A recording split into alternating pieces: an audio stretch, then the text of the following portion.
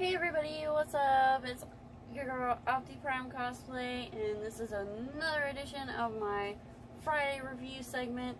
Today's review is on the Trials of Apollo, book 4, the Tyrant's Tomb, or Tyrant's Tomb, depends on where you're from and how you say it. Anyways, this is book 4 in the Trials of Apollo series, which, in case you haven't watched any of my other videos, I'll catch you up to speed. This series follows Apollo after he's been sentenced to a punishment as living on Earth as a mortal by Zeus after certain events that have happened, things he's done. But he has to live out this punishment on Earth as a mortal and do quests, kind of like the demigods of Camp Half-Blood and Camp Jupiter, in order to try to work his way back up to being a god or whatever. And as this series is actually pretty funny because if you haven't watched any of my other videos, Apollo is technically my godly parent. I've taken all the tests. They always put me in cabin 7, so apparently this is my dad, y'all. Anyways, so this book is actually very refreshing. If you watched the review for The Burning Maze, you heard the spoilers in that one that I'm not going to bring back up. That was really kind of devastating, and actually the first like 10 chapters in this book, you couldn't read those 10-15 chapters or so. You couldn't read those chapters without that event being brought up at least once, and it was making it really hard to read.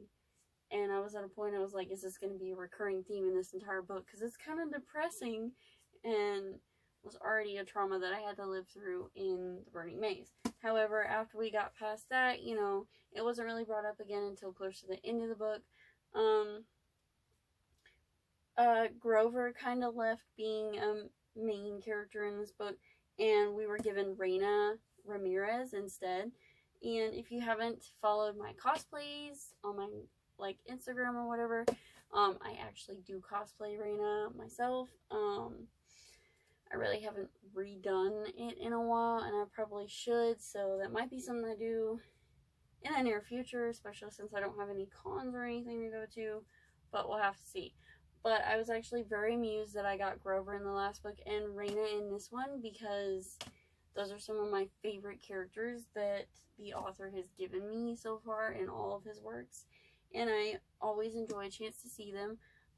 This book is fast-paced, it's fun, it's awesome, it has that emotional sense in it from the last book, and it's well-rounded. And as I said with the last review, the author definitely does write as if the audience has grown up with his books, and thus he feels that he can write it a little more maturely, to where, you know, it's not too mature for new readers, but at the same time, sorry, long-time fans of his novels feel like, you know, these characters are growing up with them, and that's kind of something that's very unique and sometimes not easy to find in writing, especially under like juvenile fiction.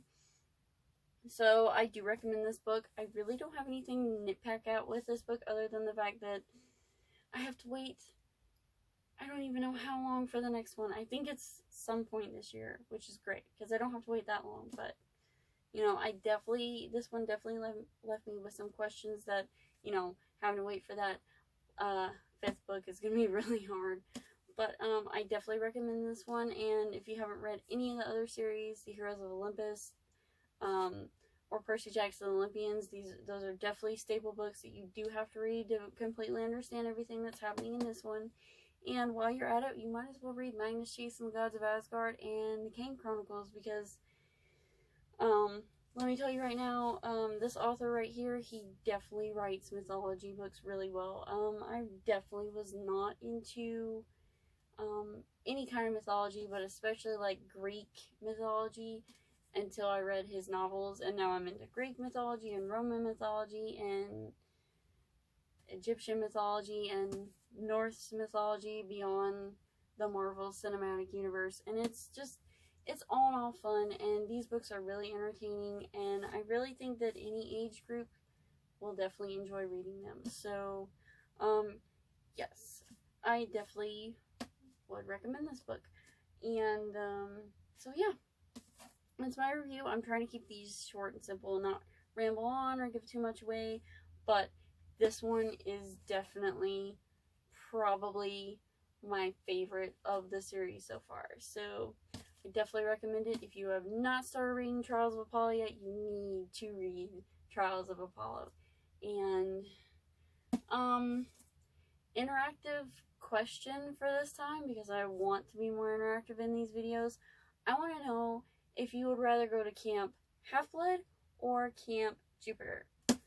Me personally, I actually think I would rather go to Camp Jupiter, if that makes any sense. So leave a comment down below. I want to know which camp you'd rather go to. And if you like this video, please give it a big thumbs up. I would appreciate if you subscribed. I do cosplay videos and review videos whenever I have time for it, and I try to get them up on their segmented days. And if you'd like to follow my Bookstagram or my cosplay shenanigans, all of my social medias are going to be linked in the description under my link tree. And if you have any questions for me, feel free to shoot me a message. And until next time, stay awesome, read a book, and don't go on too many dangerous quests. Bye, guys.